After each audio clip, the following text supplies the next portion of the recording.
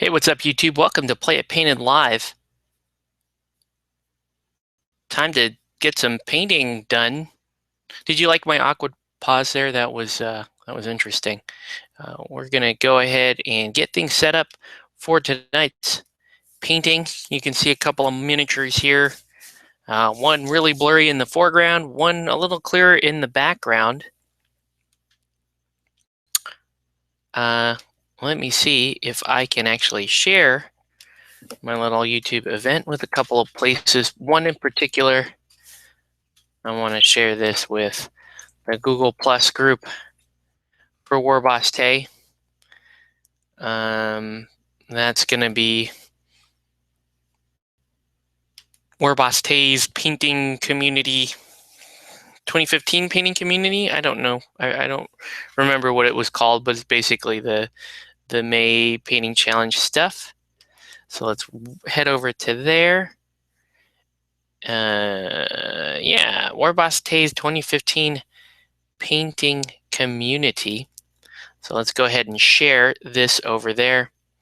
Let's see if we get any live viewers. I know there are people all over the world are part of that. Public, no, we want to share this specifically with Warboss Tay. No, wait, I want. Man, how am I doing this wrong? I don't know. Let's share what's new to these guys. Wait, that's not right. Where's the Warboss Tay? No, none of this is no. Where is it? Oh, I see what's the problem. I'm sharing it on the wrong page. Here we go. Bam. Shared. Bam. Okay. Now we are good to go. All right. Sorry for the little issue there, but we should be good to go now. I'm going to go ahead and shrink that down. Leave it on the chat side. Haven't been turning on Periscope lately. It's just an extra thing to do, frankly, and we really haven't been getting much from Periscope. I probably should still do that though, so I will probably let's go ahead and set that up since it takes like 2 seconds to set up Periscope. That's the good news about Periscope. It really doesn't. It's not a big deal. The only thing it might do is it might change the camera angle a little bit, but not too bad. So if I do this, I'll just hook up my phone here. Ooh. I hate it. One thing that's bad about having a phone with a giant screen is every time you move it or touch it, you're going to do something to it. All right, here we go. Sorry, YouTube, for the shaky cam right now. Just have to get Periscope online. There we go. Let's hope that stays. If it stays, it's good. I can adjust my YouTube camera. Woo! You guys are up so close. You guys are way close. Huh. Yeah. Yeah, let's not do it. I give up. Not gonna do it. Nope. No Periscope. Life is much easier without Periscope. We can do that. Look at that. You can see what's going on right there. So we will not do Periscope. I'm going to plug my phone in. Besides, if my wife or, somebody needs help, I can't access it if I've got Periscope going on. And it does mean that there's one less giant floating phone over my painting desk, so we can see what we're actually doing, right? That's kind of a good thing. But let's get to it. Let's talk about what we will be working on tonight. I have the guy in the foreground here. This is Batman. This is the Frank Miller Batman from the Batman Miniatures game. Put him together a few minutes ago and just did some airbrush, blocked out the main colors that he's going to be. And I'll be painting him tonight. Eastside, what's up, Adam? From Greenleaf Terrain, welcome to the show. Yeah, so he's the main task for tonight. And I decided I will be raffling off this guy as part of my Extra Life campaign for 2015. So we're going to paint him live on the show. He's going to be an activity for us tonight, and I will be raffling him off live. The guys in the back are a couple of side projects. I'm working on Jafar Al-Ifrit from Eldorado. I just knocked out a really, really quick and dirty airbrush on him. You can see a little drop on there. See that? Boop. That's not an Ifrit nipple. It's way too high up anyway. But yeah, that's this is a really easy paint job, a real simple paint job. You know, once you airbrush the flames, he paints a lot like Roxor from Super Dungeon Explorer, because he's just black rock essentially, and you can put in some glowy, some light effects on him. He's what I call a side project. Now, you guys might know if I'm working on something that is a main project and I'm waiting for something to dry, or I've got a break point where, you know, I got to put the miniature down for a minute and I've got extra time, I pick up what's called a side project. This is just something that I do in between, and I pick it up and paint it and pick it up and paint it. And it's usually not a high degree of difficulty paint, or in some cases it's a paint job that has gone far enough along that really I don't have to pay too much attention to it. Perfect example, this girl still on the live show. Still, she's the longest work in progress I think I've had in 2015, because she's been a side project. And so I start on her and I'm like, she's so boring. And you know, the fun parts are done with her, the face, and because the face does, granted, the face does have a fair bit of expression to it. I mean, she does look really angry, but she looks kind of derpy angry. And it's funny to me, but like there's not much else. She's wearing a white t-shirt and white thigh-high boots and white gloves. I suppose I could add a little bit of color to it, and I probably will. I'll probably give it a really thin pink tone to it to go with to contrast the azure, the cool white. But I don't know. It's just I like her. I'm gonna put her in my Frostgrave warband. So we got that. But you know, not that interesting. The other side project I've got working, this guy here. This is, oh man. Okay, I'm gonna forget this guy's name. I'm so upset with myself. What is this dude's name? He's from Anima Tactics. He's like the Lord of Ninjas. As you can tell, he's very, very ninja-y. And he's awesome. You know what he reminds me of? He reminds me of what I painted last week, the Court of Owls. Right? It's a ninja. It's got like these like golden like feathers. Wouldn't this guy make a pretty badass Xiaolong proxy? Yeah, he's kind of I don't know. And look, I have him, he's like standing on a tree stump. That's how ninja this dude is. He's like really, really ninja. But they're side projects. Those three miniatures are side projects. They're not the main event tonight, which is this guy, Frank Miller Batman, for the Batman Miniatures game. Also going to talk a little bit about my first impressions playing the Batman Miniatures game. So stay tuned for that. So we got a lot going on. It's the first day of Spookytoberfest, hosted by Warboss Tay. I don't know. I'm addicted to Warboss Tay painting things because, full disclosure here, well, it shouldn't be a shock to anybody who watches his channel regularly. I paint all the freaking time. So it's like, well, let's just double up and join in on Warboss Tay, and I like being part of that community. Really fun seeing all the new channels pop up and all the fresh talent that comes into it. People that come in bright-eyed, bushy-tailed, ready to share their passion for the hobby. So I really enjoy that. Anyway, this is my messed up palette. So we're going to do that. Okay. So I airbrushed most of the what I wanted to do here in the miniature, but now I got to keep the shading in, and I'm gonna only kind of slightly refer to the studio art.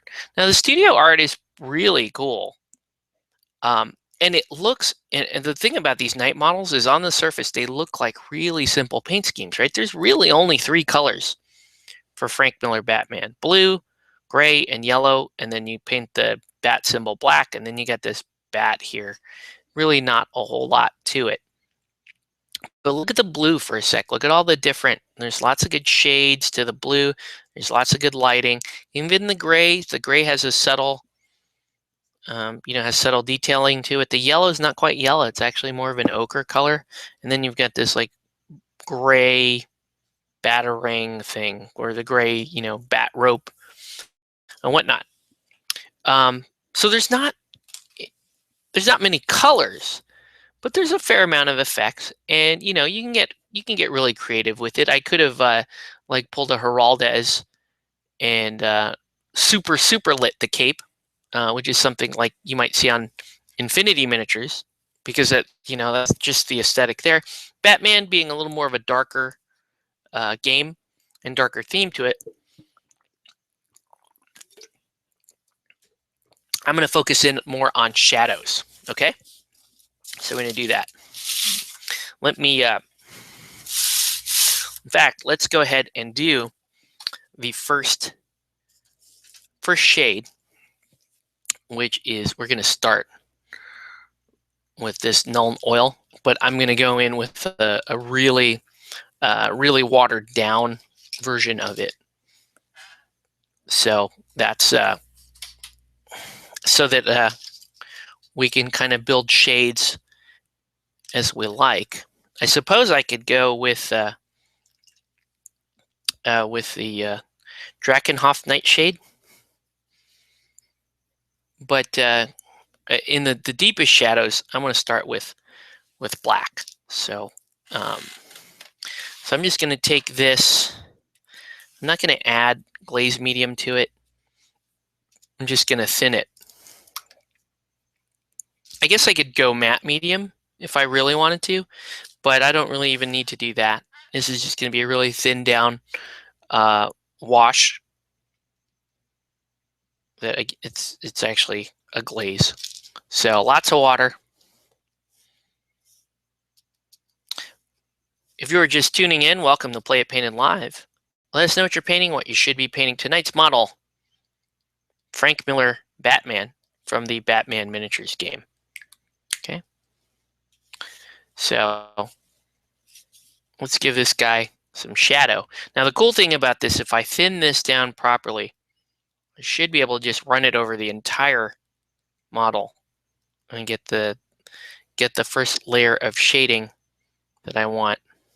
And it looks like it's going to work. In fact, it's really thin. And that's really thin. I may have to come back in and do a second layer. Ooh, got that nasty flash line right there.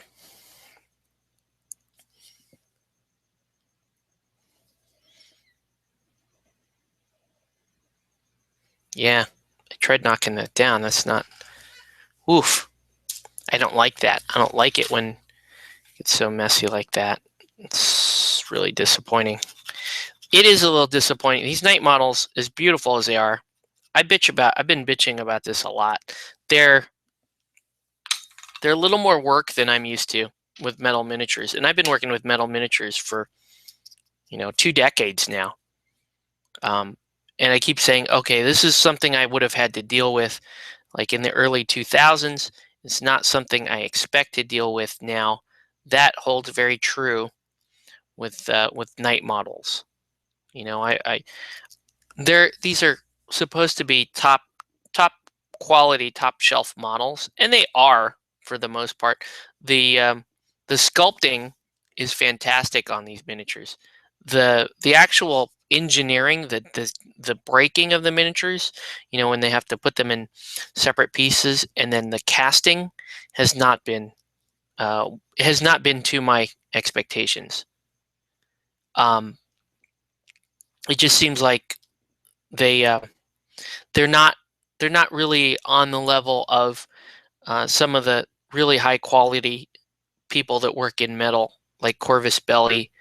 Um, you know, even Cypher Division and Cool Mini. If you're talking Dark Age, those miniatures, um, they're not quite there. The joins are weird. This is the rope on this model was killing me earlier. I was not happy about how that, because the rope basically plugs into this hand right here, but there's no way to pin it, and it doesn't look like he's really holding it. It looks like he's just sort of resting there, and it's bugging me. I don't know, I may have to do something about that. So anyway, so there we go. Just gonna let that shade kick in there. Ooh, I just made a mistake. Just created a clean spot in there that I'm gonna have to fix. All right, so let me get in and fix that. I guess the primer had a hard time really sticking back there, so I'm gonna have to just put paint back there, let it dry. All right, so we're gonna let that dry,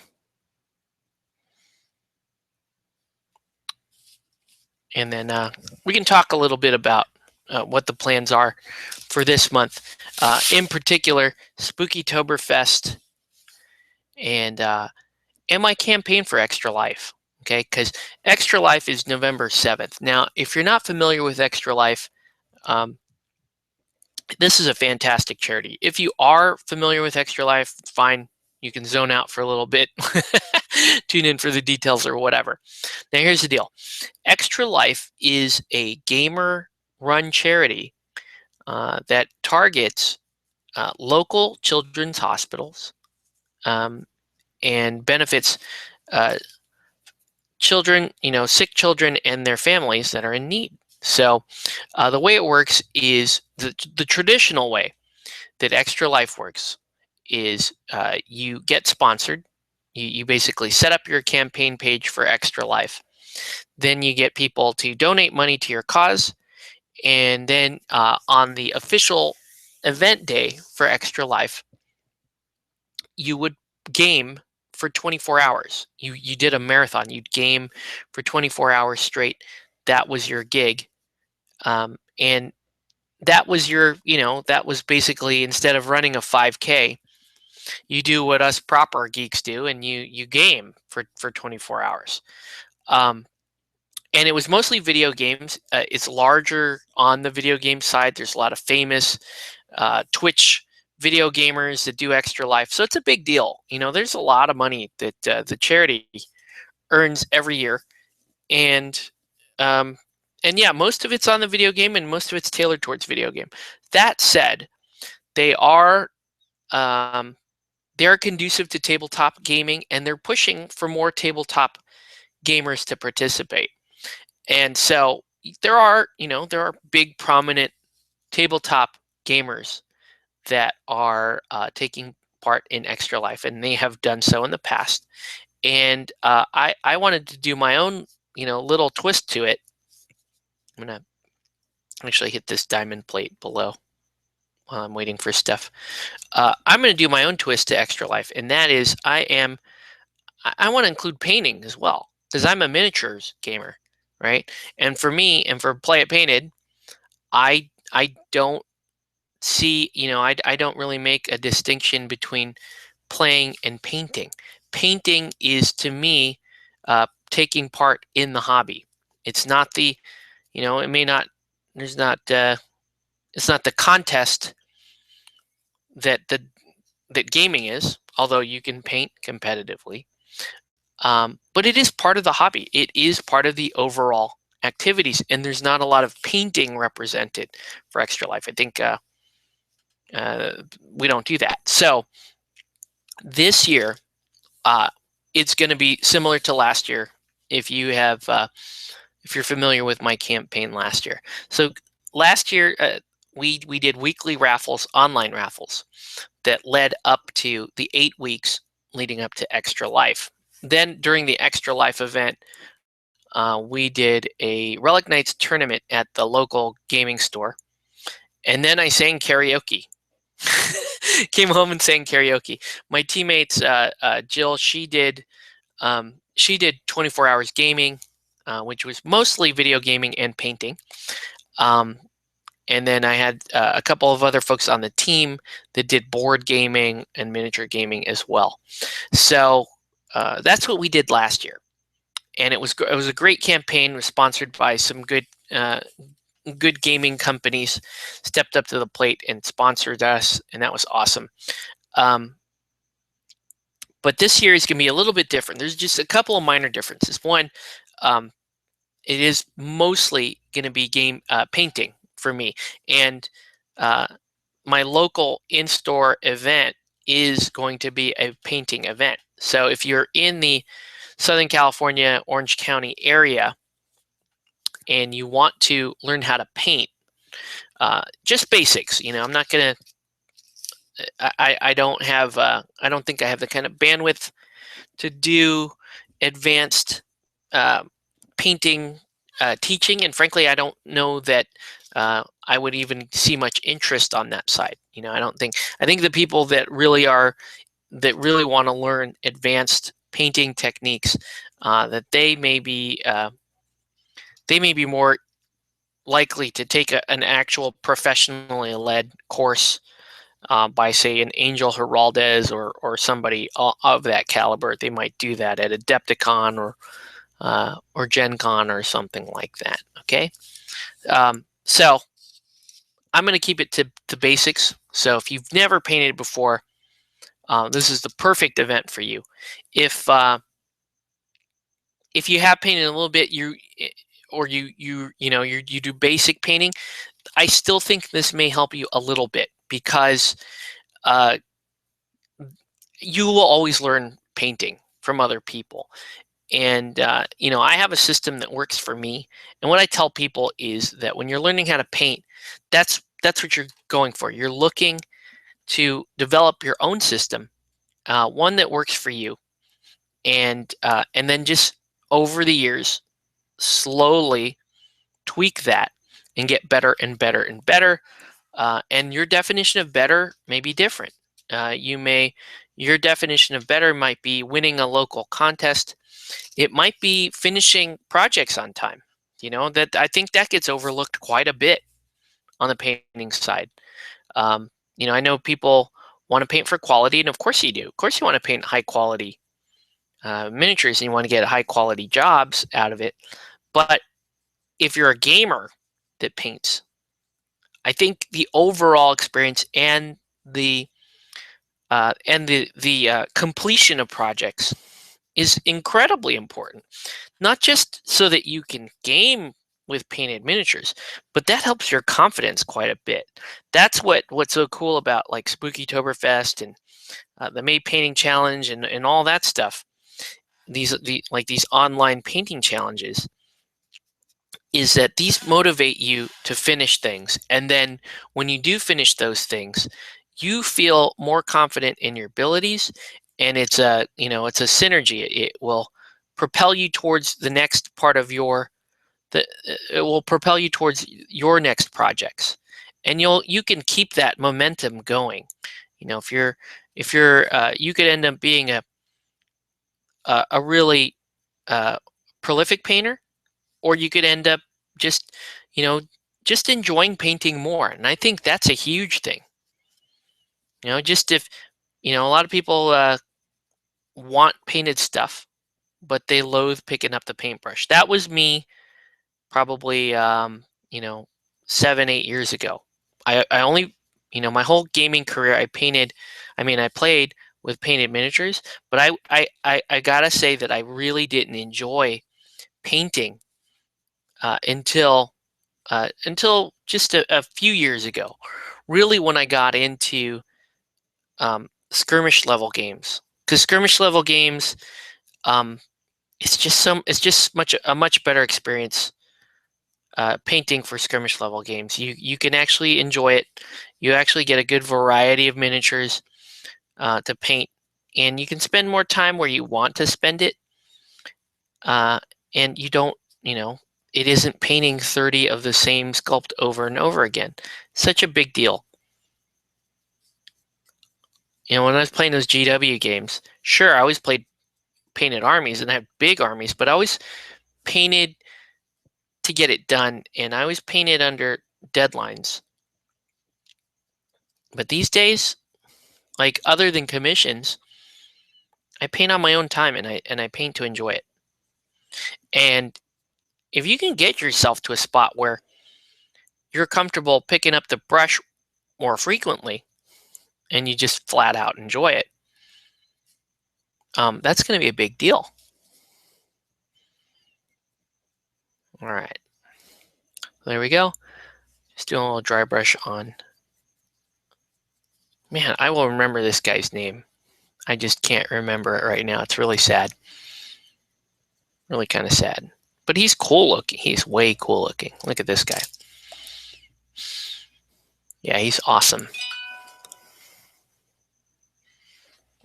This has got a text here. And I can look at that later because we're painting right now. Still waiting on that wash for Batman to dry. It's taking a little bit there. Comes another one. Okay. Yeah, it's still drying. But in fact, let's do one more dry brush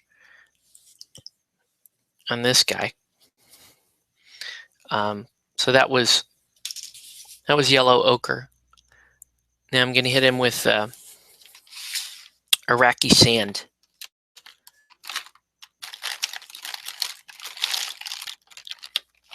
Just in a couple of spots. So once again, if you're just tuning in, welcome to Play It Painted Live. Let us know what you're painting or what you should be painting. Tonight we are working on Frank Miller Batman, but we're also working on side projects too. So it's no big deal. Just figured, let's just bounce around. Let's have a little fun. The main goal is to try to get that Frank Miller Batman done. Looks like he's, with that first layer of wash, I might have over-thinned the wash. Heaven forbid, I never like using the word over-thin because I don't think that that's true most of the time. I don't think you really can over-thin something. And if you do over-thin, it's much, much easier to correct than painting on thick gobs of paint and hoping for the best. And if I could find my Iraqi sand, this would just be so much better. Wow. I think part of the reason why I can't find, oh, that's going to be good. Let's keep that nearby. That should be good. And let's keep this nearby. That should also be good. I need to go restock on some paints. But you know what I don't need to restock on is Iraqi sand, because I usually keep lots of it. It's a good go-to color. Here it is. It's part of my normal system for, like, taupe colors, or in this case, it's going to be just a really light highlight for gold type colors. So I'm going to mix that up. And I'm going to wipe most of it off. And we're going to get back to it. So wondering why I don't have, maybe I should have more comments other than Adam popping in to say hi. Thought for sure I might see some more, but that's okay. All right. So with Extra Life, one of the differences this year, yes, we are going to be doing online raffles. So if you are online and you want to participate, $5 gets you into an online raffle of your choice, or, and I'm going to explain the difference this year versus last year, or you can donate 15 or more, which gets you into all the online raffles. So if you don't want to think and you're like, I just want to see if I win anything, $15 is really the way to go. It has to be donated to my campaign. I don't have any teammates this year, or at least nobody has signed up so far to be my teammate. I'm also looking for teammates if you are interested in joining Team Pips Are for Kids. We can totally accommodate you there. But yeah. So $5 gets you into the raffle of your choice. This is different than last year. Okay, so last year it was, you could donate $5 the week that, because items got raffled off every week, so you could donate $5 the week of a prize it showed up that you are interested in. You could just donate your $5 and you'd be in on that raffle. We would raffle them off on the live show, and then I would start mailing them out to people as they won the prizes. This year is a little bit different. This year we're going to do it all at the end, and it gives the people donating a bit of flexibility. They can donate, their $5 and say, okay, I want my ticket to go towards this particular raffle. So if there was only, because I raffle off stuff from a lot of different game systems, and you don't want to be a guy that plays Relic Knights and wins something for 40K or vice versa if you don't play it. So so this year, what we decided to do, or what I decided to do, was to give you better control of where your donation tickets are going. And I hope it works out. I think it will. Those of you who donated last week when we announced our campaign, you guys are in for the blind bet. And the blind bet's awesome because the blind bet puts you in every single raffle automatically. So it doesn't matter if you were if you live in the UK, like Courage and Honor. He donated the first week under blind bet because he's awesome like that. That's all I got to say about him. He's awesome. He's a fantastic human being. He donated the first week for the blind bet. That means that I will, during the live event, when we do the live raffles, he will also be entered in those. And if he wins one of those, I just mail off something big to him, because the live event does have the big ticket items. It does have, like, I'll tell you guys right now, I'm going to be painting a Forgotten King set. So you can win a fully painted Super Dungeon Explorer Forgotten King if you're at the live raffle. But if you donated last week, not bet, geez. If you donated last week, no matter where you are, you're already in that raffle. So you're good to go. You can you can put more donations in to buy yourself more chances at that raffle. But if you're in the blind bet, you're in. If you want to bet, if you want to donate towards trying to get that painted Super Dungeon Explorer and you're online, now you will have to donate a certain amount. You will have to donate $25 or more for that, and the rate is way different. The amount of entries you get is way different now. So blind bet really was a crazy good deal if you got in on that level. So okay, so now I got a couple things drying. So now it's time to start to do a little bit of brushwork. Well, no, I think I'm actually, what I need to do is I need to get in and do the next shade. So this time I'm gonna come in with Drakenhof Nightshade, and I'm just gonna slightly thin this. It's not gonna be nearly the level of dilution I had on that Nuln Oil. Okay, because I need this blue to be a little more prominent. So I'm gonna thin that just a little bit, and this should look pretty good.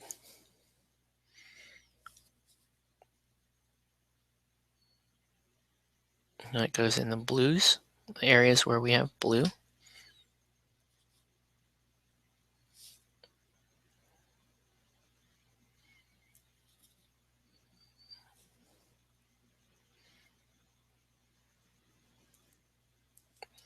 The one thing about this sculpt is the way this cloak is shaped. It really does pull all the liquid in this little pocket. You know, you basically have this pocket here where things are going to stay wet for a very long time. So you just have to be aware of that. So probably going to let that dry a bit longer again. And the other thing I'm going to do is I'm going to do a second wash of Nuln Oil on the gray. So now we're just going to drop a bunch of shadows on this model. Then we'll highlight him back up. Okay, so the gray will have the black shade.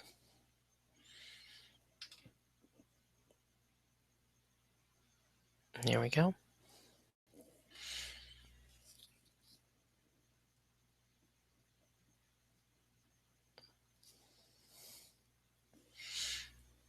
All right, so we'll let that dry. That's going to take a while.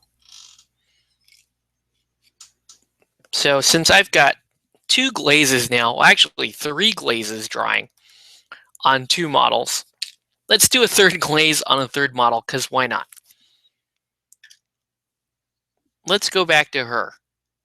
Let's give her a little pink. Let's give her just a little bit of pink.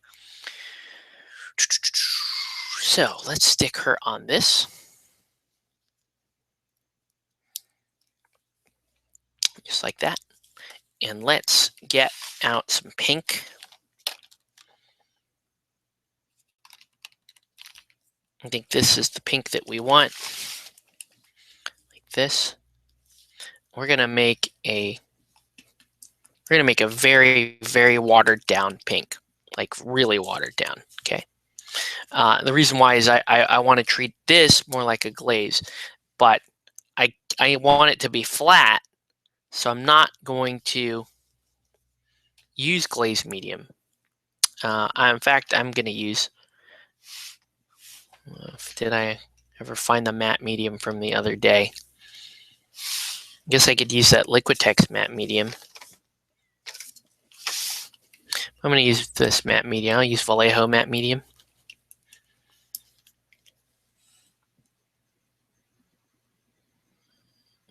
So this is going to give me a lot of control, and then lots of water on this. If I'm being honest with you here, she might be the most, she might be the best sculpted of all the miniatures here. She's a one-piece model with still good dynamic pose. Lots of expression on the face. So I can work with that. So we did lots of, a whole lot of water there. I want this I want this to be really, really thin. I mean, really thin.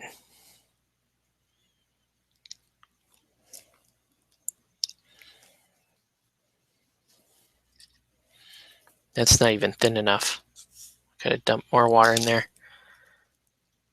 I mean, thin. Okay, so here we go.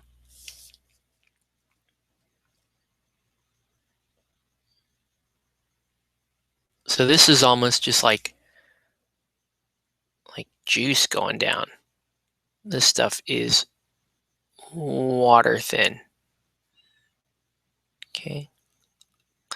But it's just what it's going to do is it'll pull up a little bit in the crevices.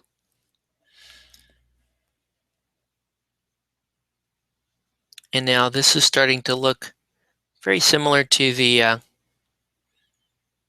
studio art for the Mini.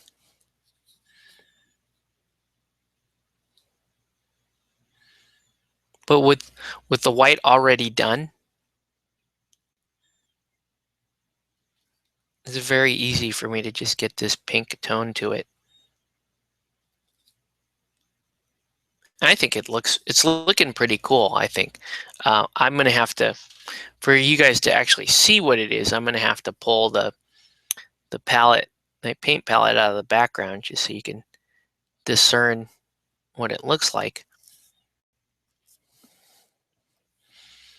Yeah, she's starting to look like she's actually wearing a pink outfit, but it's a very, very pale pink,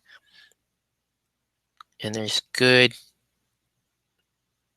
a good level of detail to this.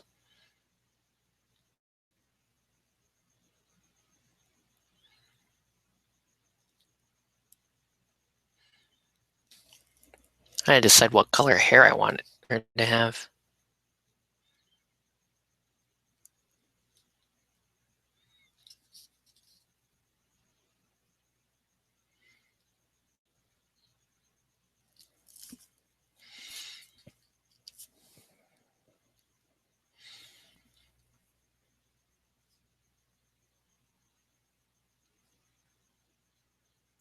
Now, one thing about doing glazes and washes this light, if you miss a spot, it looks terrible.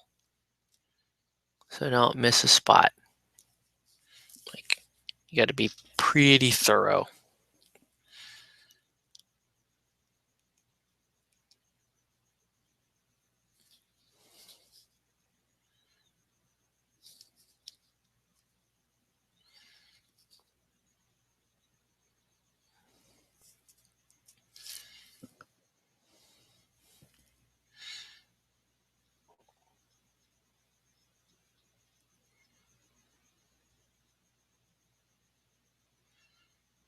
What was her name? Luzbel? I think that's what it is. Luzbel. All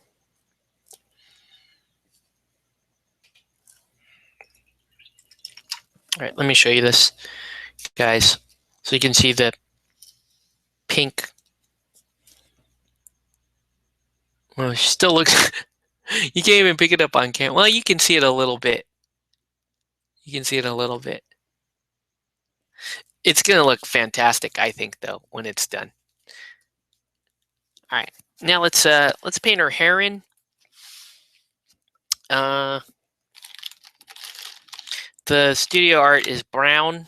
I'm gonna just do a very slight variation. I'm gonna go in with this heavy ochre. She's gonna have a similar hair color as how I did. What's her name? Bridget Setsuna. Oops, that's the wrong. There we go.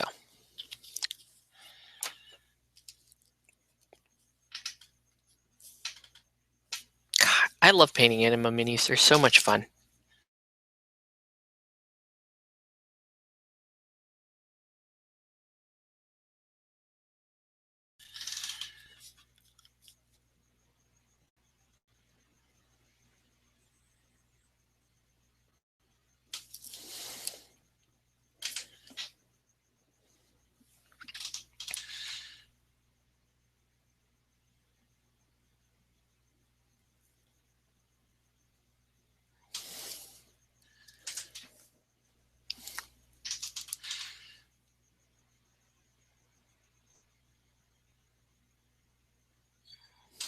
I guess tonight was just Adam hopping on to say east side.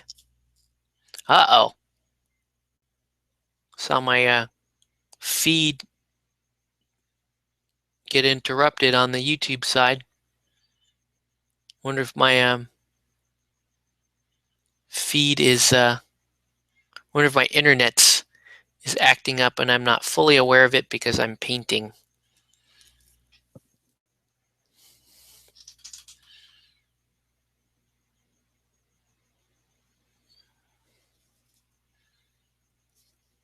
Yeah, I think she's gonna end up on my Frostgrave crew. I'm gonna have to hire her. What do you think she counts as? She's just a.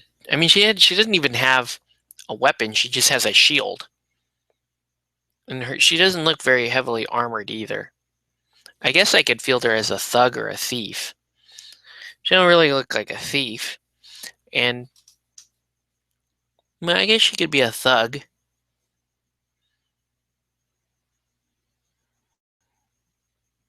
She could always be a treasure hunter because those are awesome.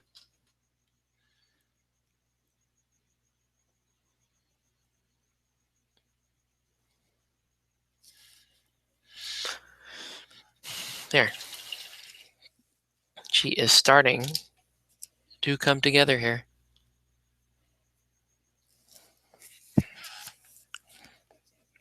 All right. Just about ready to start with Batman again. Oof. And I'm having the worst time in the middle of that pocket. See how it looks light? Looks white in there. Yeah, I'm going to have to deal with that somehow.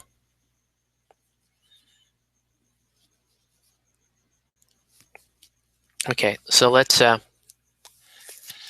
get some Azure going because I'm going to dry brush the model with Azure.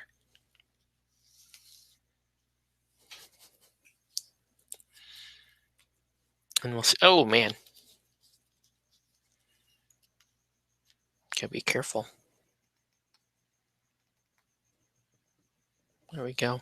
I don't really need that much Azure.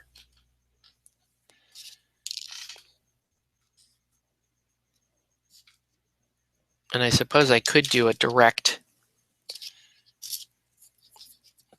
line highlight, and I probably will, but I'm going to go ahead and do a quick Azure dry brush.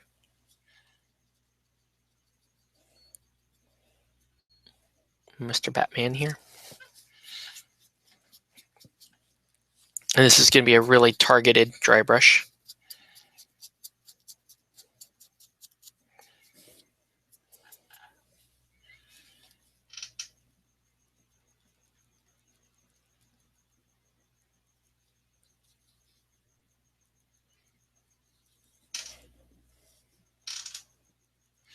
Now I'm like applying no pressure. I'm just hoping to catch an edge.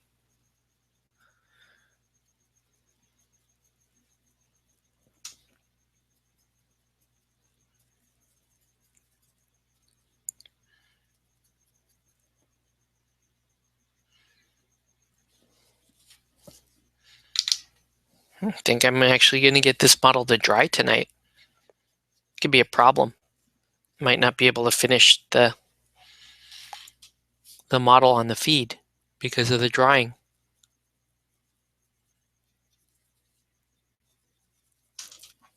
In which case, I'll switch gears and I can probably finish Lizbel or the ninja guy.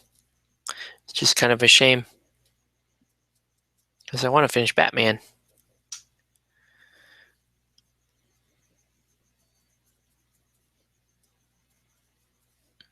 But the model is staying quite wet. It's not being the most cooperative.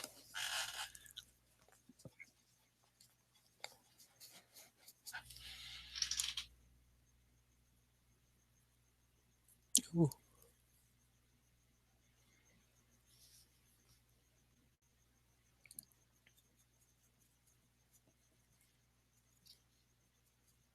Yeah, I think that's what's going to happen.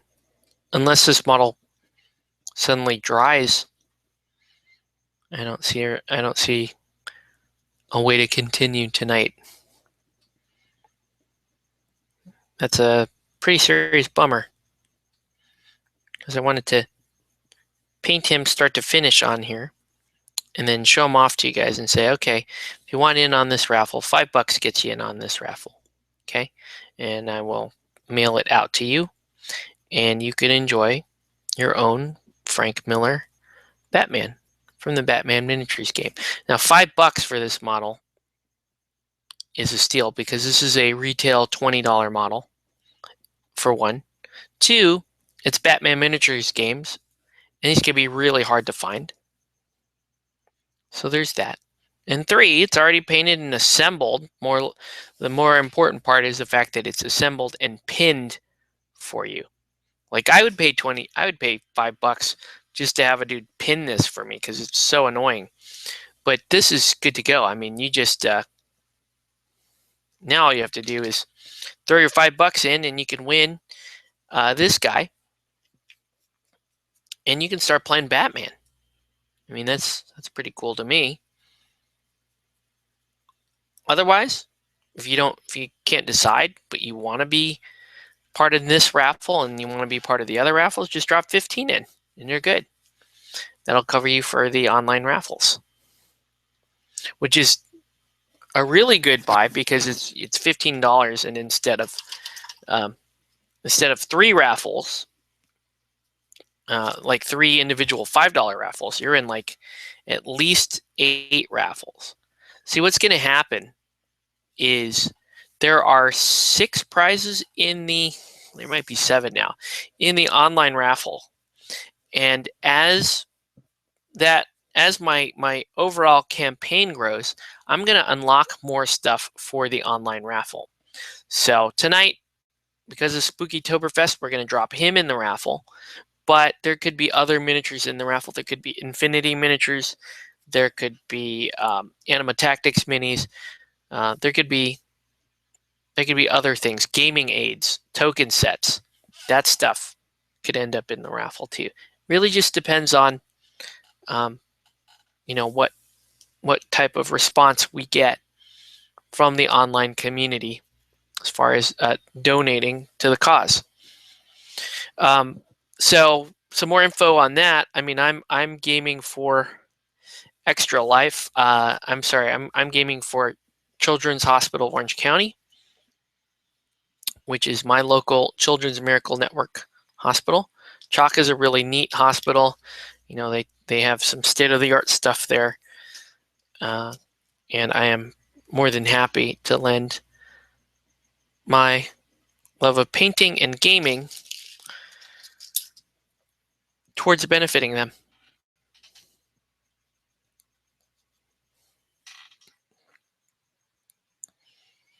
So let's go ahead and do our line highlight.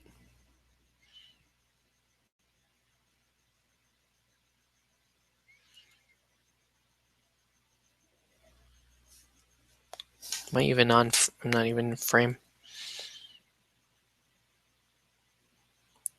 I won't lie to you guys.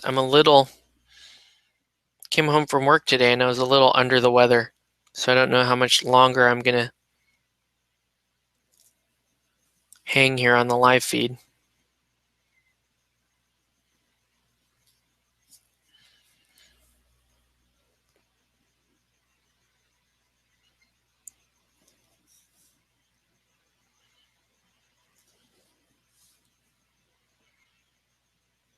But I can at least do a little highlighting on Frank Miller Batman here.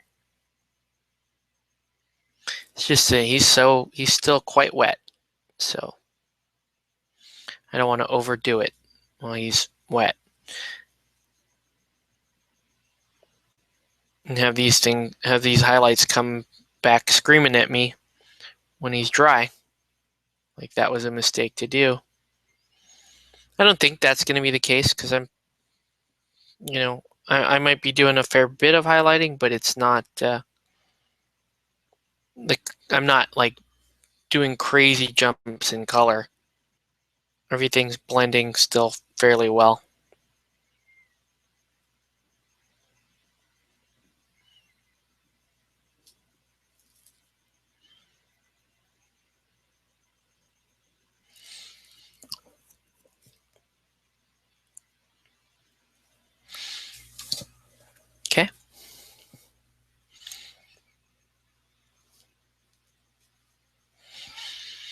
I just don't think he's going to dry tonight, and that bums me out quite a bit. But he's going in the raffle. He's going in the raffle, and I'm excited about that. And she's looking pretty good now. She's looking pretty good. I suppose I could freehand some patterns on her, make her look a little more exciting, and I probably will do that. For now though, let's get some colors down. I need to get that black gray down on her base. I'm also planning on, I'm going to do a little lighting effect on her shield, because I want her shield to look like, she's got like a Iron Man repulsor blast or something coming out of it.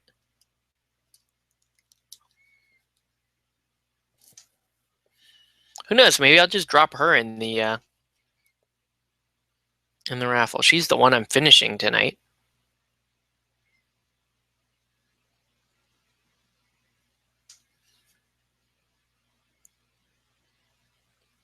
I just don't think she's as popular a model as Batman is, so there's that. Oh shoot. Remember how I said if you miss anything with these really, really thin glazes, it will look terrible? I see a spot that I missed. How annoying.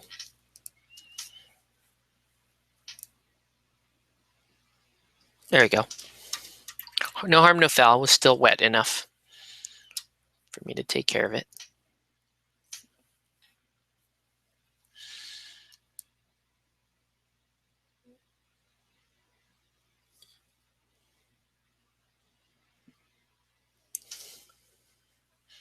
There we go.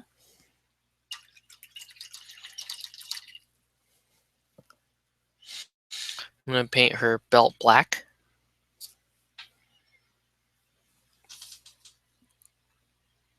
Actually, maybe her...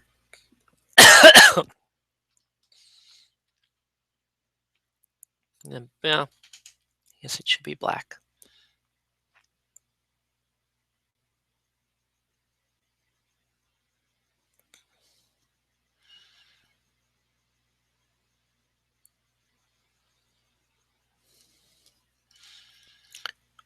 Her color scheme right now reminds me of the candy Good and Plenty. Or as I like to call it when I was a kid, Plenty. Good was not something I associated with that black licorice flavor. And I certainly didn't want plenty of that flavor as a child. So I just called that candy Plenty. Okay, she's got a couple of straps here on her legs that I will just paint in. So it breaks up the boots at least a little bit, which is nice.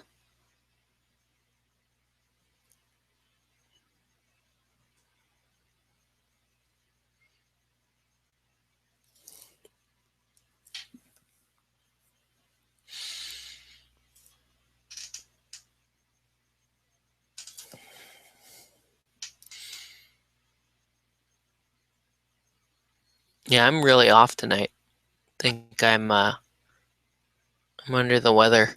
I have to decide if I'm staying home tomorrow from work, because I am not feeling it. I'm gonna apologize, folks. I know some of you guys like to keep the live feed going, so that, when you're working on your painting projects during the week, that it's here and it's available. I am going to at least try to finish Lou's Bell here, because there's not much to paint on her at this point. It's not too bad. Just kind of boring. Just no...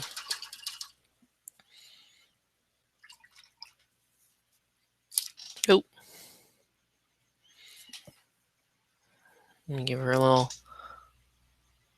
gold belt buckle. Wink.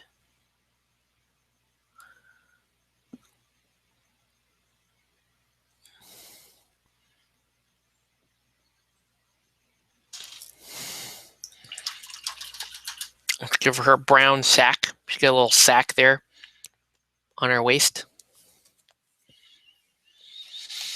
Maybe there are magic beans in there. Who knows?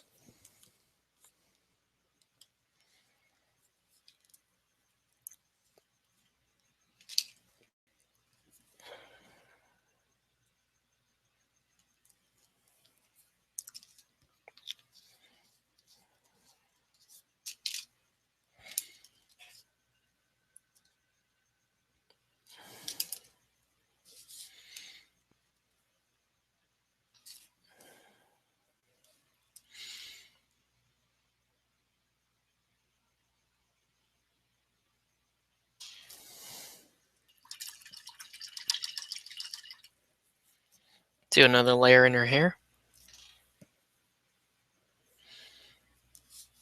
Wow, Batman's not even close to drying.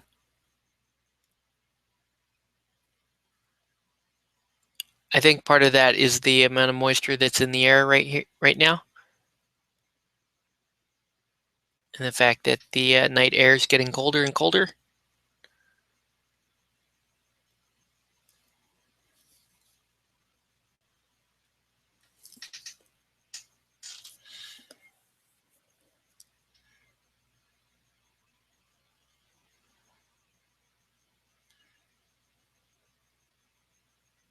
There we go. Okay, and let's finish paint up her little brown bag.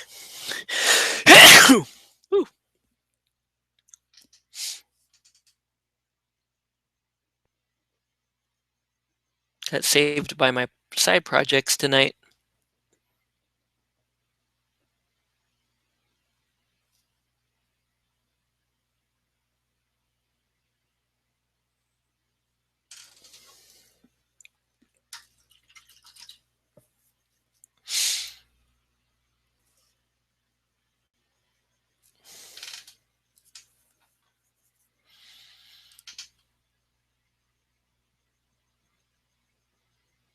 Yeah, nothing's drying. Nothing is drying. All right, let's work on the lighting effect, shall we? So, she's got this like thing here, and I'm going to make it kind of a blue plasma looking thing. So let's see what I have for blue. Probably I want to use an electric blue. This is a good blue for Batman. I'm bringing that one back out, because I know I'm going to need to fix him at some point.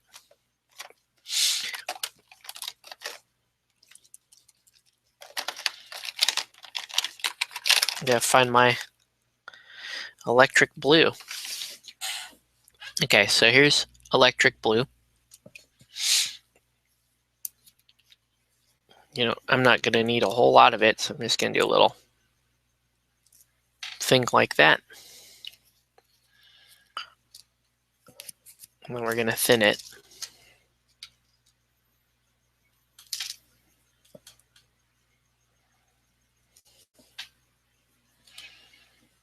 Okay, and it's essentially going to be the center of the shield here.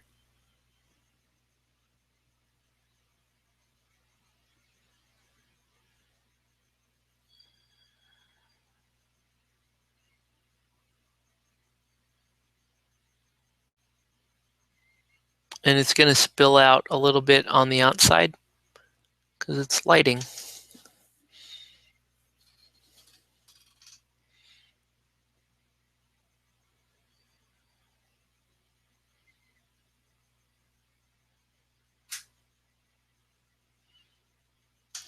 We'll do that.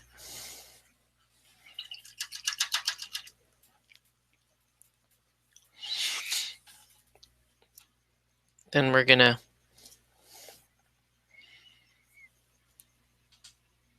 take this azure. Oh, azure was wrong. Shouldn't have done that. Wrong color. I need glacier blue.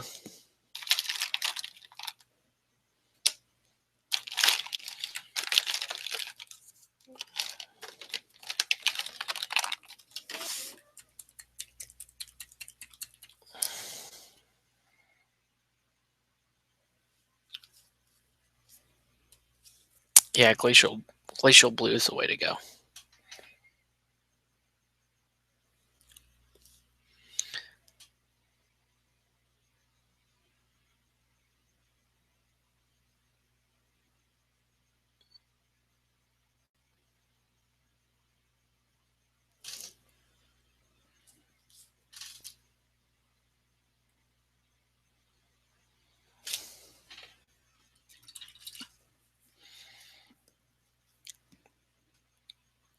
There we go. So we got a little bit of a, see if it will actually, come on, focus. You can see it a little bit. Doesn't quite stand out. I could do more blue. I could do like a blue wash on the shield to kind of make things pop a little bit more, just on the shield. Let's do that. Or I could paint it non-metallic gold, so she's got a gold shield, but that's okay. Let's just do this. Let's see how this pans out here. Putting a little shadow. Not really. Looks okay. Just kind of boring. It's kind of boring. I won't lie. And then now we can also take this glacier blue, just kind of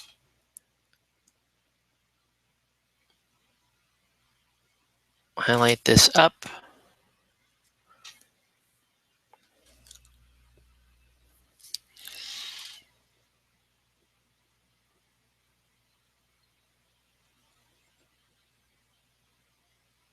There we go.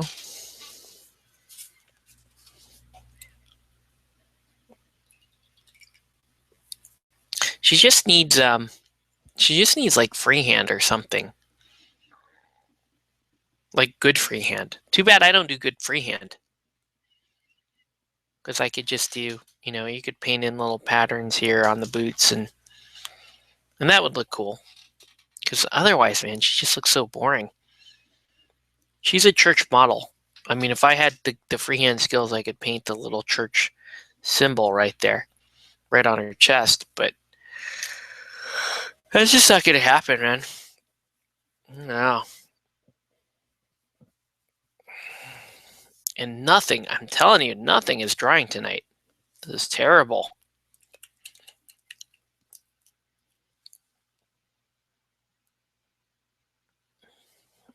Let's just do a highlight on her.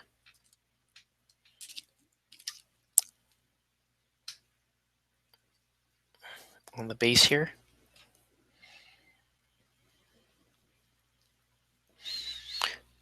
At least she's just about done. I mean, she's at a point where, she's what you would call tabletop ready.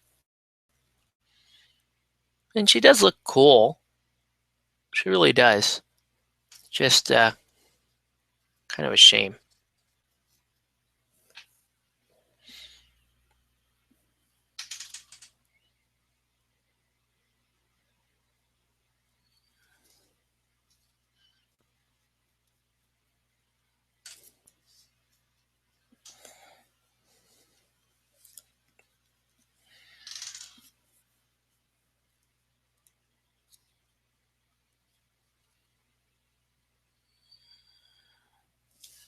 Wow. Actually hit the camera with the mini.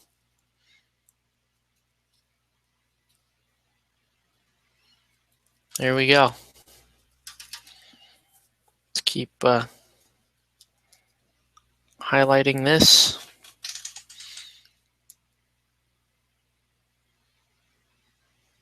Especially line highlighting.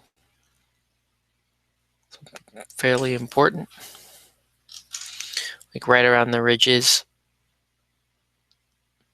It's important to get those.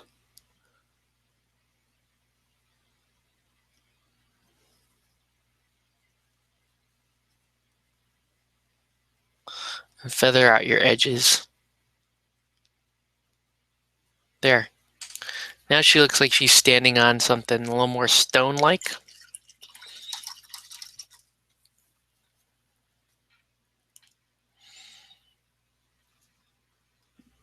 Let's go ahead and just finish her off, I suppose.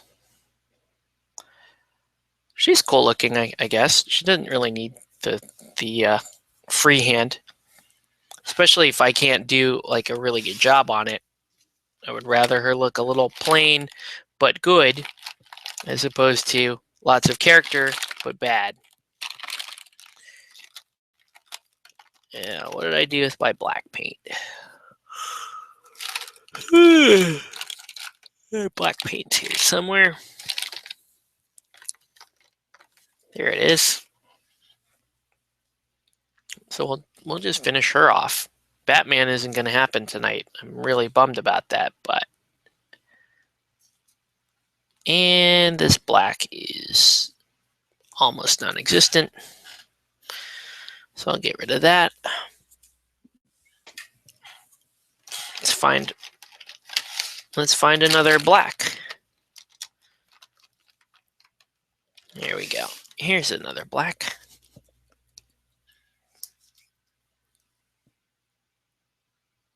Oh, black had the opposite problem. Just sat behind the tip and then exploded. Luckily, it didn't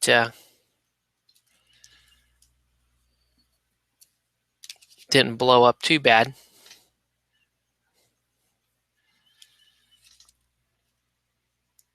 So we'll just finish her off.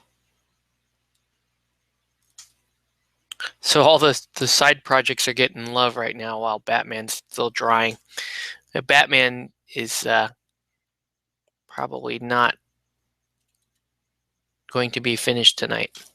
Oof.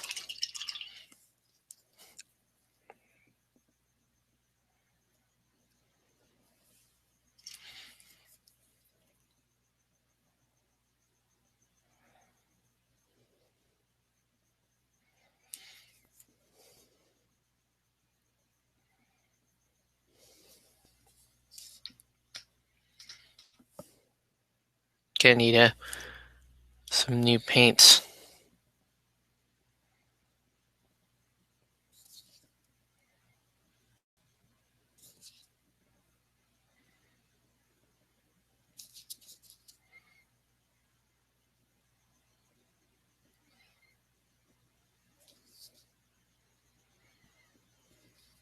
There we go.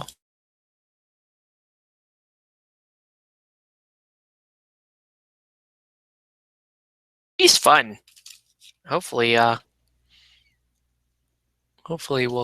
get to field her and play some Frostgrave, or at the very least some Anima Tactics in the very near future. But that was Luzbel from Anima Tactics, so we'll put her aside, let her dry,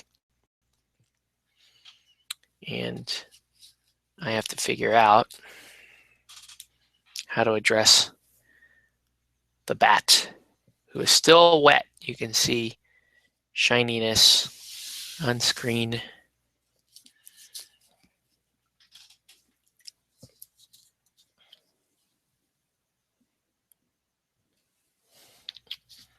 Not the end of the world. It's just I'm bummed that we didn't get to finish him.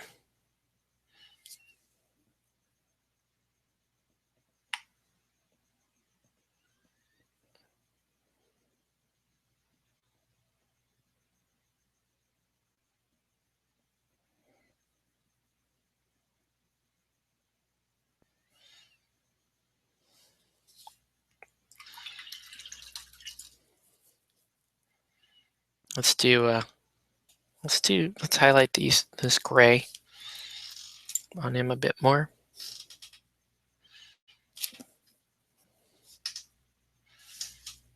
I'm going to paint the bat.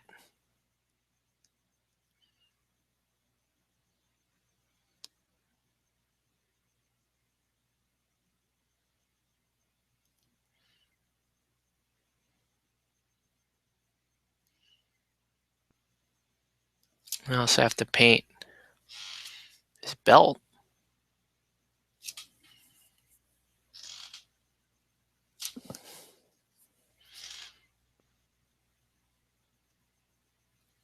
Let's give him some proper shading. Jeff Yenta, looking good. Thank you, sir.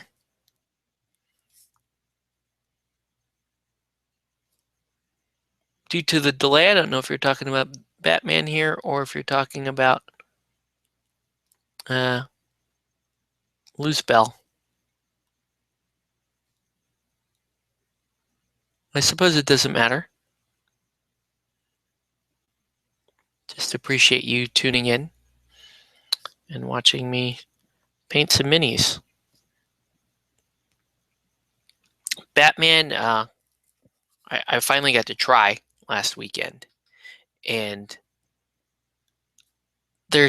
I'll be honest with you, I didn't feel like I played enough to really get a fully formed opinion on it. My initial impressions were a bit mixed. Lot of theme that I really liked about the Batman game. Beautiful aesthetic and IP. I expected.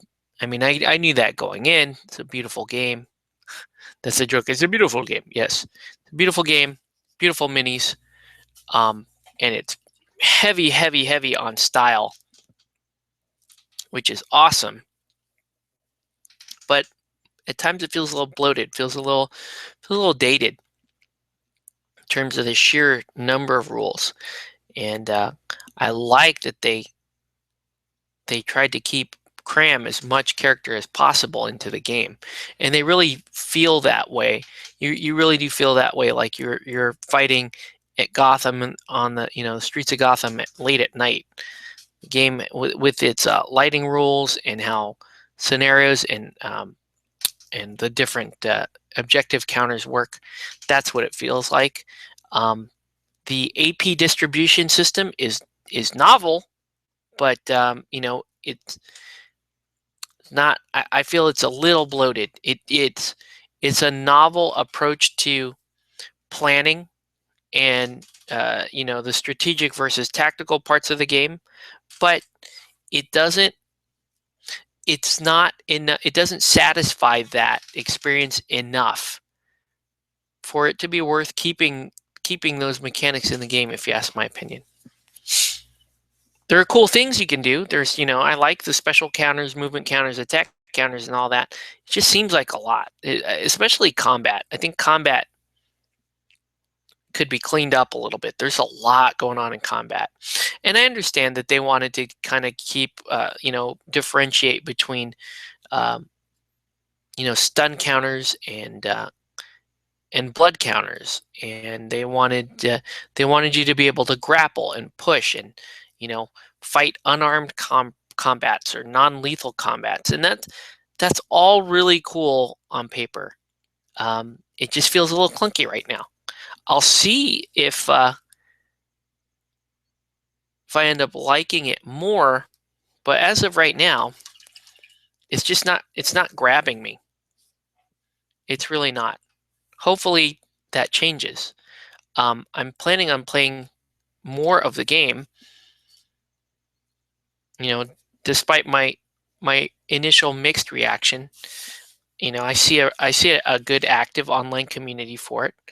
I see a good opportunity to paint some miniatures that I consider to be very fun to paint, and score a couple of commissions. I already have a commission supposed to be coming in this week for Batman, and I have some offers on some other items. The ability to put this into online raffle and gain some appeal, not just from miniature enthusiasts, but from Batman enthusiasts, is cool too. So like, maybe somebody doesn't even know what a miniatures game is, but they want to collect a little Batman piece like this because it's like, oh, maybe I'll use him. Maybe I'll use this piece as a paperweight, or maybe he'll be my custom meeple in a game that I want to play. Um, that's cool. So the game does have quite a bit going for it. What the West Side is going on. So the game does have a lot going for it. I'm still not convinced that I like the mechanics of the rules. I do really like the intent behind it, but I don't know. I think the game it's striking a balance between form and function, and in some cases, I feel like I've lost too much function for form. And let me give you an example of that right now. Let me base coat the bat. Just gonna drop a real quick brown leather. Ooh, that's way watery. Let's get a little paint there. There we go.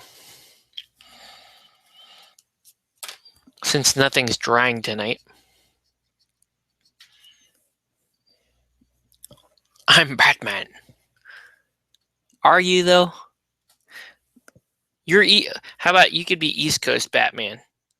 You could be East Coast Batman, or you could be Canadian Batman. What would be different about Canadian Batman versus regular Batman? Or I should say Gotham Batman, in your opinion?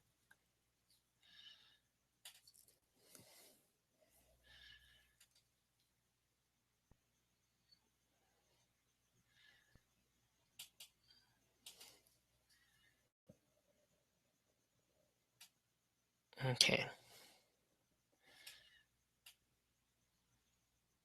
All right. So let's let that base coat dry. Just like everything else on this model, it's got to dry. Oh shoot! While I'm letting that base coat dry, let me do one more of the one more base coat. Sorry, I got to do it. I gotta capitalize on timing here.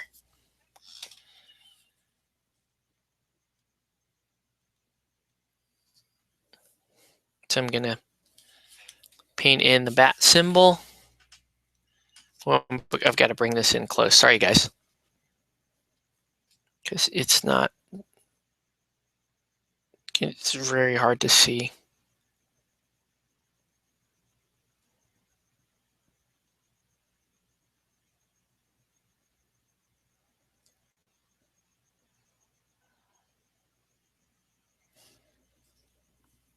No, I need to actually paint it black for it to show up. I hate using actual black on the miniature.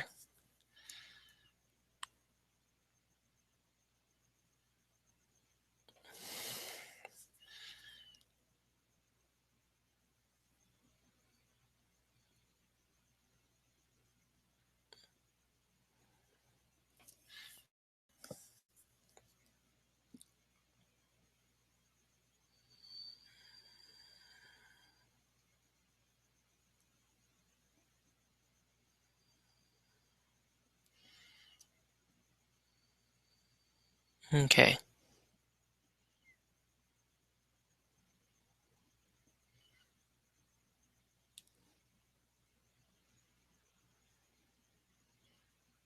So here's the actual black going down.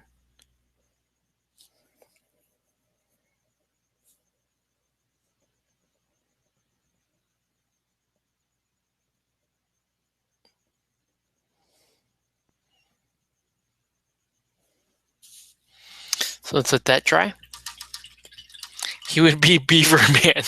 He'd be cold and he'd be Beaver Man if he was.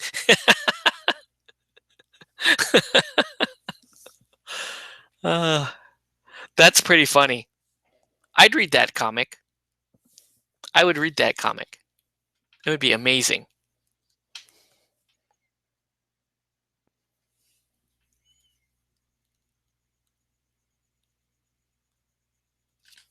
Beaver Man, Toronto Night.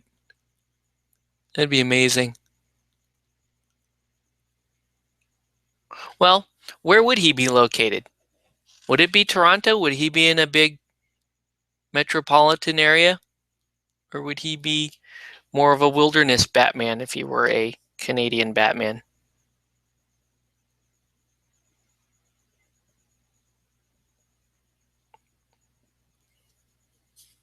I don't know. Okay, let's let that dry. I'm going to let that dry for a minute. It's just not the cleanest. Just not the cleanest symbol on there. It's weird. Let's see if we can see how that? It's just not the cleanest symbol on there. Anyway, let's let that dry. And I'm going to show you one of the things that kind of epitomizes how I feel about the game.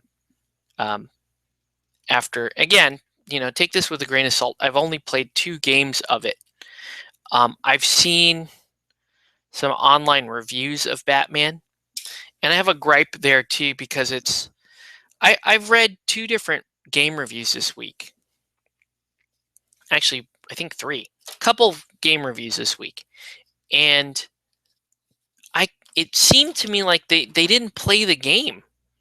Like they just recited stuff that they read online about the game, or they read the first 3 pages of the rule book and talked about that. But they left out giant things that stick out when you play the game because you play the game, right? And here's one of the things that stuck out with me with Batman that I don't hear anybody talking about.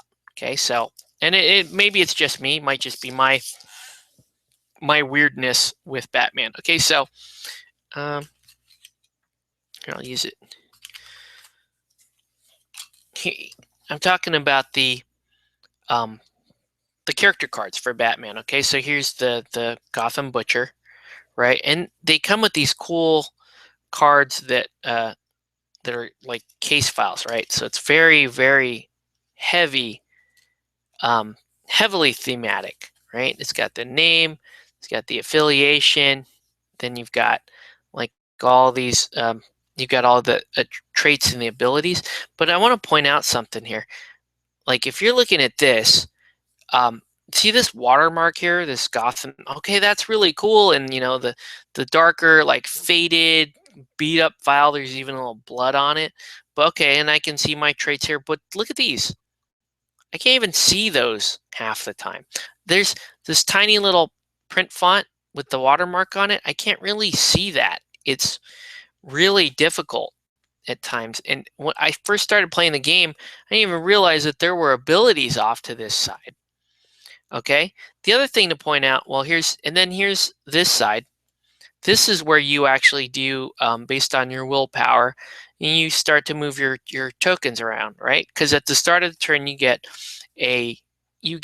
basically an action point for every point of willpower you have, and then you can distribute those points across movement, attack, defense, and special. And that's really cool. You can do different kind of maneuvers, like you can do leaps, you can interact with scenario with objectives. You can do special types of attacks if you combine an attack and a special, depending on the rules of that particular model. That's all really cool, but I want you to think about this, that what they want you to do is put tokens down and start moving tokens around during the game. If you have, most people are going to use glass beads, I would think, or you might use something like, here's an Arena Rex fatigue token. Now you start getting clutter like that. I ended up using these blue anima chips because they lay flat, and you can do that, and they're the right size. They fit there. But still, too much clutter for me. It was too much clutter, and I didn't really care for it. The final thing I would point out with all this clutter, because like even your wounds, there's no like hit boxes. He has 8 endurance. I have to fit 8 wound counters there, and those counters have to look different than my AP counters. So what I was doing was like blue anima, and then I would use the plastic heart counters from Super Dungeon Explorer. In fact, Super Dungeon Explorer tokens are fantastic for this game because you can use stun markers, you can use AP markers, you can use even for like Titan, what are they called? Titan doses. You can SDE has some counters that you can use for that. That's great and all, but I don't like messing around with all these counters. And the other thing is this crease here, as you continue to play, it's going to get banged up. Even if you don't mark the files, this will get banged up. There's no good way to put this in a card sleeve. You can do what you're saying, Jeff, laminate and use a erasable marker. And I did that for Malifaux like 1.5 because they had the big double-sided cards. I also did it for Relic Knights until the app came out. What I ended up doing for this game is because I want to keep all these intact, I want to keep all the cards intact, I just printed out PDFs and then laminated the PDFs and folded the PDFs so that I could reduce the space a little bit on those. And that's cool. I mean, I decided to do that to make gameplay a little bit easier. But that's kind of my point with the game. It's like, okay, there's some really, really beautiful things about the game, and the game really is. And they stress this even in the rule book. Like, you want your game to look really great on the table. You want the miniatures to look really great. This game, and I agree. I agree with a lot of this. Miniature games are supposed to be enjoyed aesthetically. That's why we paint or have them painted or enjoy them painted. I don't care what you end up doing, but that's my take on it, right? They should be beautiful, but there's a balance there between, and I'm going to pick on a couple of communities. You see this in Infinity. You see it a lot in Privateer Press communities locally, where people don't give a shit about painting their miniatures. They won't paint them at all. They don't care. And they have some beautiful, and those games have beautiful minis. Both of those games have gorgeous minis, but the players are so hell bent on, putting together optimized lists and trying to win and playing competitively that they eschew the painting aspect. And okay, that's fine. To each their own. It's your money. It's your time. Play it how you like. But for me, I'm not going to play a miniatures game unless I can enjoy the aesthetic components to it. I'll go ahead and play a board game. I'll go ahead and play some. If I want something that is competitive and strategic and tactical and intense, but I don't care how it looks, I will go straight to a board game. But again, to each their own. So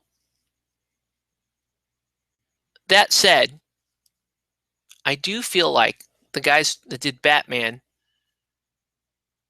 like sometimes the aesthetic is a little too much on the mind, and sometimes it ends up hindering gameplay just a little bit, or sometimes it feels like they've bogged down gameplay with a lot of fluffy rules. A lot of fluffy rules are cool, but I don't know. Time will tell. Maybe it will be like a lot of the more complex miniature games where I felt they were clunky at first. Relic Knights felt really clunky. I would say the first 4 or 5 times I played it, I'm like, okay, they're got to keep track of this activation queue. I've got to manage my my control hand. I have to manage. This is all in addition to managing the lists. I have to think about, what specific Esper actions are available to the models. Then I have to balance the scenarios. Should I be going for my primary scenario? Should I be going for my secondary, my faction? Should I be playing to try to kill the guy? Relic Knights has a lot of moving parts to it as well. And when you first start playing it, it feels really clunky, and you're like, you might even get a little discouraged by stuff that you see on Relic Knights. But we stuck with it, and we learned it. And once we got the gist of what the rules designers were trying to get you to do, games of Relic Knights just started to fly. Okay, we have, like, currently, if I play Relic Knights with Mark, or one of the guys that is really, really put in the time with the game and understand it, our games go 30 minutes. We play 50-point games of Relic Knights that go 30 minutes, and they're fun games. It's not some stupid, like, you don't just walk up and page 5 a dude or anything like that. They're good, tactical, intense games, and they go 30 minutes, and I loved it. And there was a period where Mark and I would play Relic Knights and Eldorado and Relic Knights and Anima, and we could get through 3 or 4 games in a night, less than an hour each, eat dinner, run around, do some shopping, all in the same time that the other guys that were playing Infinity, GW, all that stuff, those guys were getting through one game in the 4-hour session at Tactical Tuesday. We were finishing like 4 games comfortably. And I love that about RK. Now I still love that about RK. Now I hope that we can get Batman down to a nice, comfortable time frame. It might mean that we play 150 points. I'm not opposed to that. If we play 150 points and we can get through games quickly, I'm down. I think that's great. But right now we're at the very early going, and it's like, okay, and then there's 3 types of objectives, and here's how you deploy, and here's the scenarios. And I wish the scenarios look really cool. I think you might consider another layer to help with replayability there, though. And I'm going to say something that will freak out any modern day Malifaux player, but I think leader specific subplots that net UVP based on who you take as your leader would be awesome. Now, they did this in Malifaux. They had that in Malifaux 1.5, and a lot of the balance guys, a lot of the competitive guys hated that because they didn't feel like the master specific schemes were balanced. And I would agree with them. They weren't balanced, but I didn't care. They were fun. I really liked Jacob Lynch's master specific schemes, especially the one where you have to try to get a straight, and it had no real game advantage to trying to do that. It was just fluffy and in character. And the people online were like, well, rule 1, you never pick that scheme because it's not as efficient as the other schemes he has available. You know what? So what? I want to play that scheme because it's fluffier, and I got comfortable getting that scheme done. I got more comfortable finishing that scheme than I did his other scheme. I just really liked master specific schemes. I thought they were great. They added another dimension of play, and they were, at least in the 1.5, they were fun and fluffy. In the name of balance, yeah, okay, they did away with a lot of that. It makes me a little bit sad, but whatever. I don't play that game anymore, so that's cool. All right, so just doing a little highlighting here on the bat.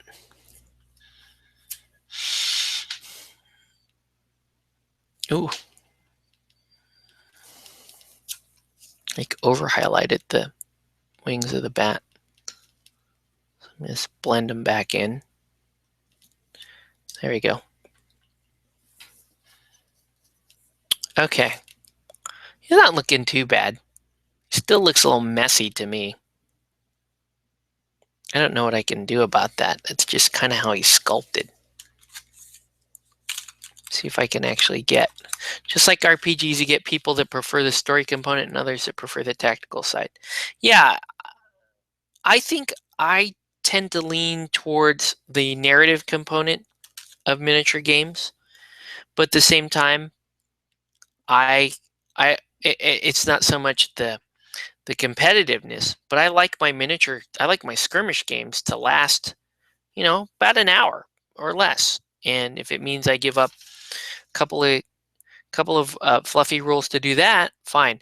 If I'm giving up fluffy rules so that people can feel like the game is, competitive, then I'm like, that's not as important to me. Again, that's just personal preference talking. But yeah, overall though, I had fun playing Batman the first couple of times. And I'm looking forward to playing more. I want to get comfortable with the rules. I want to see the pacing. I want to see the pacing of the game get faster for me. That's important. He's actually moving along now. I think I might actually be able to finish this dude.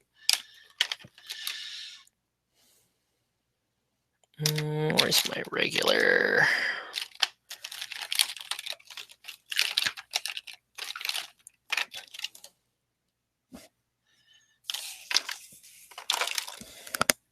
So Jeff, do you play Batman, or and if so, what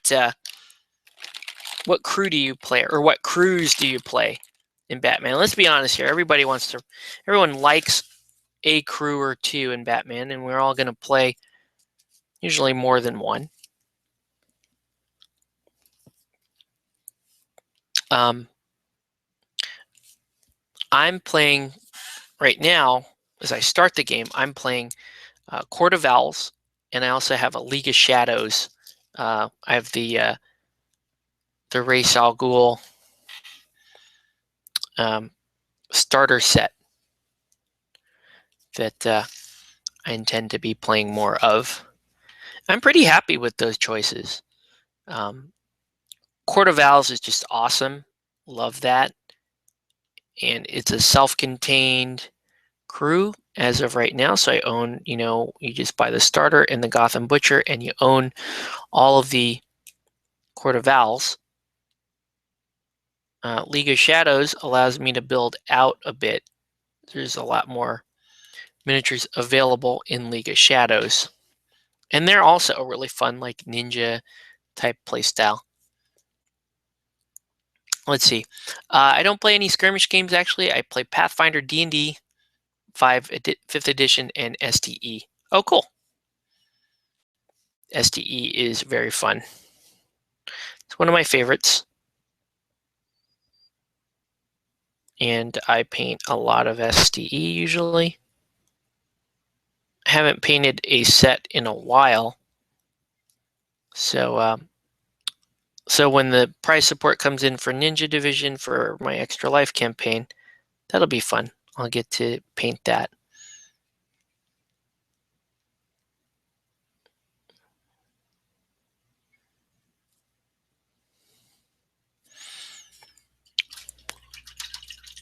Painting in the eyes right now for Batman.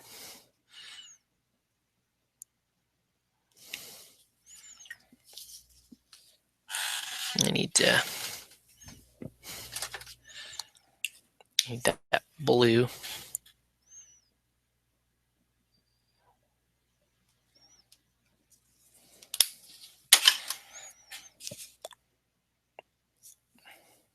Get a shape around the eyes. Do you have any inside info on the upcoming STE Kickstarter? Sadly, I do not. I don't have any additional info other than what has been put out online. I'm excited about the campaign mode. I was under the impression actually that Forgotten King might have campaign mode, but I guess that was an earlier press release or whatever. that they were talking about, that they were considering or trying to put campaign mode in, and I guess they couldn't in that particular release. That said, I did really enjoy the Forgotten King. That my experience with the Forgotten King Kickstarter was a great experience. I wish that my experience with my recent Gen Con order was a good experience, and it was not. That's but hey, what are you gonna do?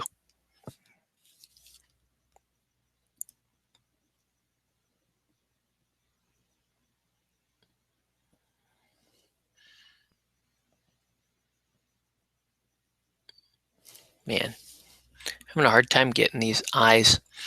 Excited about campaign mode as well. Looking forward to see what they do with it.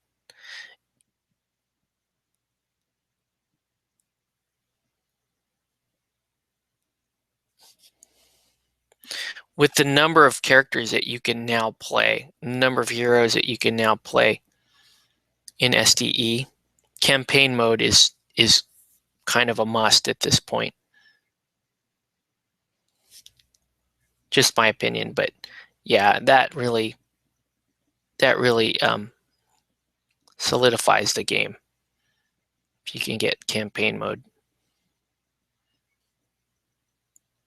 And I cannot get this eye to work. Keep trying. Yeah, I need to break out the super tiny brush. In fact, let me go ahead and do that. We're close enough to finishing this miniature anyway. Let's just do it. And put the paint in the bat's teeth.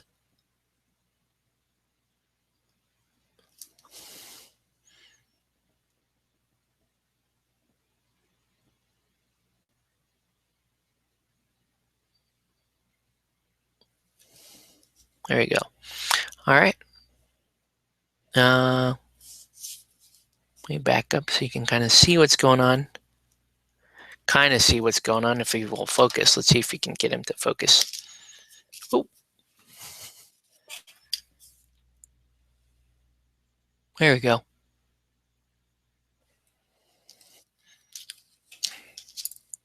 Probably still needs a little bit of, and do a little bit more wash up there. Keep him dark. There we go. Now he's not too light there. I feel your pain with the SDE orders. I placed an order in early August. It still hasn't shipped. Yeah, Gen Con. Oh, are you talking about your Gen Con order? Because I ordered a number of things from their Gen Con pre-release stuff that apparently included regular release stuff that was supposed to come out in August, and they're waiting on that. And it's now been it's been 8, 9, 10 weeks, I think, since Gen Con. So I'm still waiting on that. Okay, a couple last minute things to do here. Let's do a little sepia wash on the utility belt. Yeah, he's coming along. Could use a highlight on the batarang as well.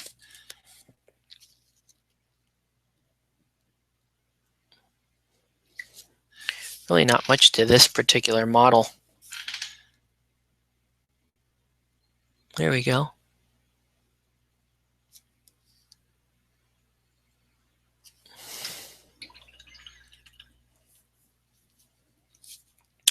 And then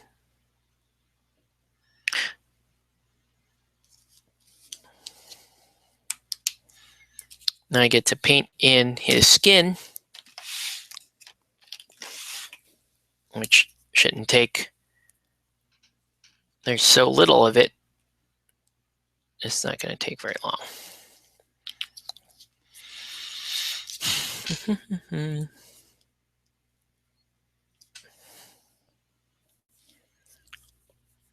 let's see, from the pre-release sale in August. I wasn't at Gen Con, but it was right around that time. Yeah, I think they got inundated with orders at Gen Con, and they're still trying to catch up there. So, there's a part of me that feels for them, but at the same time, it's if I'm if they if they're um, accurate and they already have enough of the Gen Con release stuff to send to me, they should let me know and at least even just give me the option to pay for shipping so that I could get my Gen Con stuff. Because I don't know, I was especially with the Relic Knight stuff. It's such a vast improvement over the Restic stuff that I was just dying to try to get my hands on it to paint it. But I'll be honest with you, now it's like I feel I'm so kind of demoralized by it that not really not all that interested in. I guess it's going to show up now and be hell. It's going to be just really anticlimactic for me. It's not the magic is gone. I guess what I'm saying. But that's okay. This could just be me whining, and I'll owe up to that if that is the case. But I don't know. I think 10 weeks without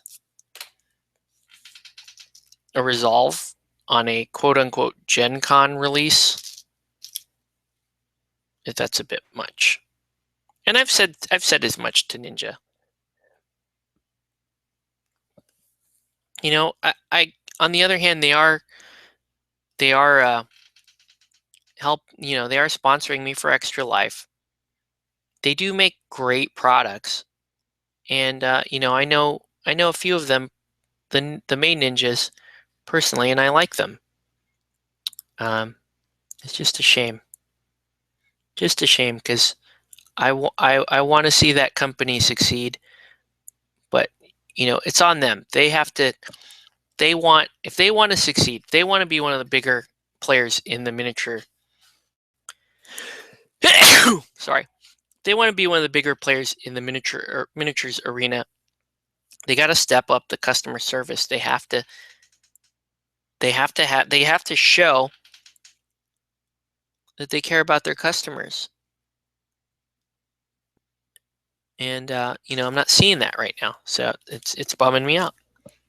When I talked to them, at least for my order, they were still waiting on some SDE to arrive at the warehouse. What did you order, by the way, for SDE? Did you order the new sets, the Twilight Knight and all that? Did you order Stilt Town Zombies? Curious.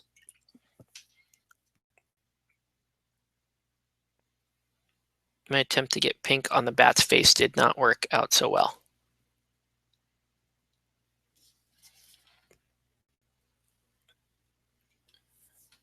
Yes, it's okay looking. It's just a little sketchy, this model. A little sketchy.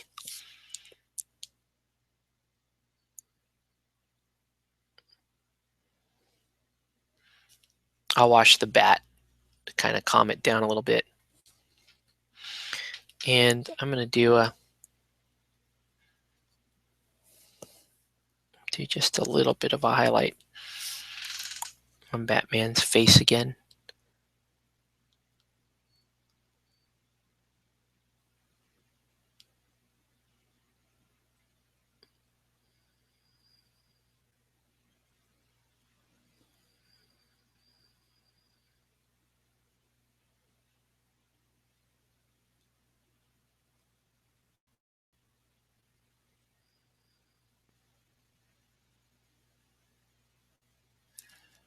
Okay, there we go.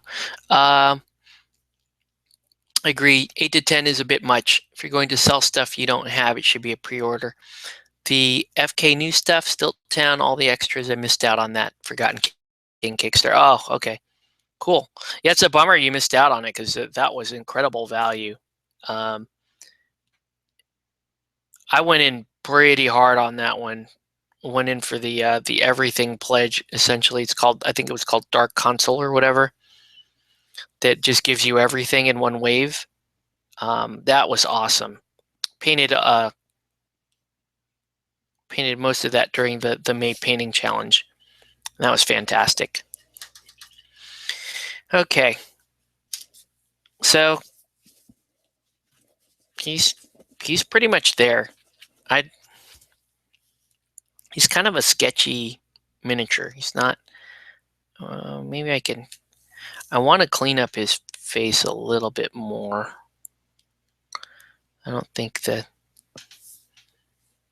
I got an idea. Not a great idea. It may not work, but I'm gonna do it anyway, just to see if I can. That the shape of his eyes are bugging me. So I'm gonna try to shape them. I'm gonna come in with this dark blue. Yeah, it was a fair bit more on eBay. Ugh, yeah.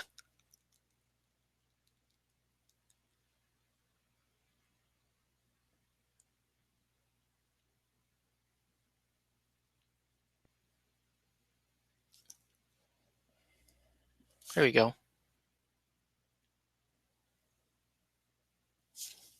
That's looking a little bit better.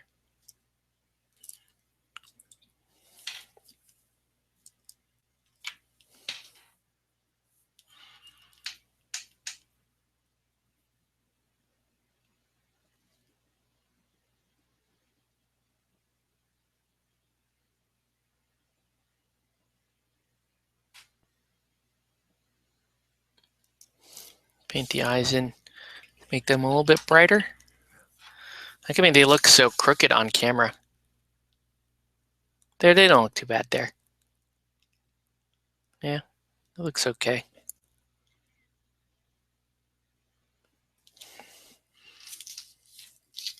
And I want to do a final little highlight on the Batarang.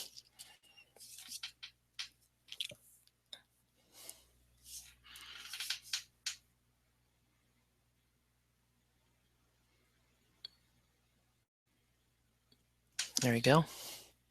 That's all you really have to do. Batman is just about good to go. Let's go ahead and paint the bottom lip black.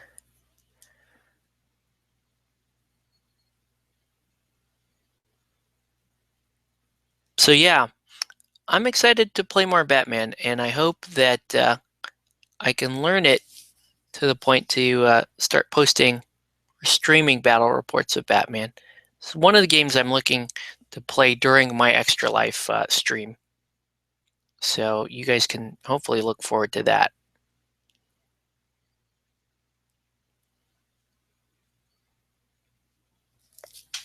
All right, it's starting to come together now with the.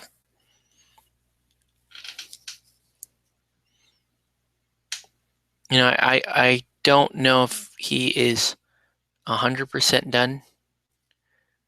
I may want to come back at some point and clean him up a little more, but I think we're just about at time for tonight's stream. Just make sure. So I did end up getting 2 miniatures done. I got him done. He looks okay. He is Batman. We'll forgive. He he looks pretty cool, actually. So we got Batman just about done. Okay. Yeah, I probably will come back and hit him with I'll hit him with a blue glaze to kind of smooth out these transitions a little bit. It's kind of a rough sculpt. It's kind of a sketchy sculpt, but it looks cool. Then I also got Luzbel done. So Luzbel, I'm gonna play her in Frostgrave and Anima Tactics. She's a much cleaner, clearer sculpt. So we got her done. I did no work on Jafar Elf Ifrit other than the airbrush stuff earlier. And then here is, I'll remember his name. I just totally spacing on it right now. But he's essentially the Ninja Master for Anima Tactics. Okay, very cool model there. Okay, so it is now 11:30 at night, so I think we are going to call it here. Let me reload comments one more time and see if there's any other comments or questions before I sign off here. Okay, so I think that's going to do it for this stream.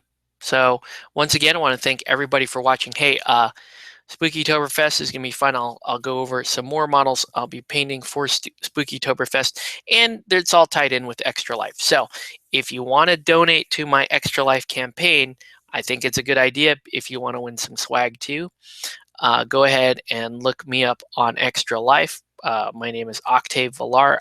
You can see it. I think no, it won't show up if you put painted in. But I am participant 194149.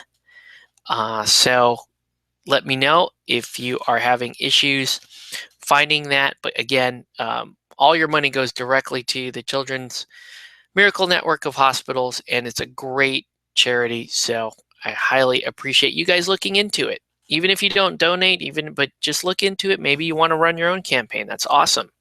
Do stuff for kids. It's great. Anyway, that's going to do it for this video. I want to thank everybody for watching, and we'll catch you on the next one.